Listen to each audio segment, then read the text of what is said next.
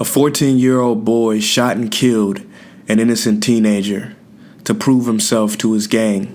At the trial, the victim's mother sat still and silent until the end when he was convicted of the killing. As he was being taken away in handcuffs, the mother of the boy who was shot stood up slowly, looked him in the eye, and said, "I'm gonna kill you," and sat back down, and the boy was taken away. After being in prison for a year or so, the mother of the slain boy goes to visit him. Now that boy had been living on the streets before the killing, and she was the only visitor he ever had. Not even the gang members came to visit him. Now he was kind of frightened before she came, but she said, "No, I just want to talk to you."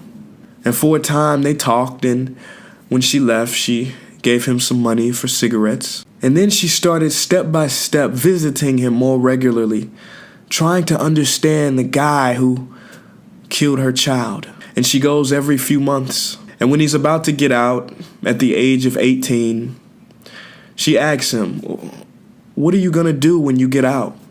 He said, I've got no idea. I've got no family. I don't know."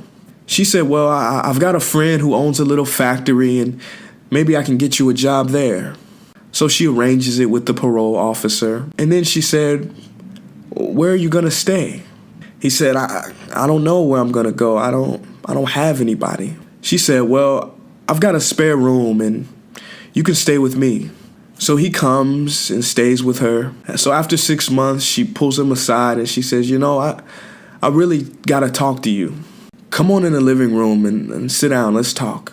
So she sits opposite to him and looks him in the eyes and says, "Do you remember in court the day you were convicted of murdering my son for no reason at all? And I said I was gonna kill you?" He said, "Yes, ma'am, I'll never forget that day." She looked back at him and said, "Well, I did. I did not want the boy who murdered my son to live on this earth anymore. I wanted him to die. And that's how I set about changing you and bringing you things and giving you a job and letting you live here with me. And you're not that same person anymore. That old boy, he's gone. But I don't have anybody. And I want to know if you would stay here. I want to know if I could adopt you as my son." And he said yes.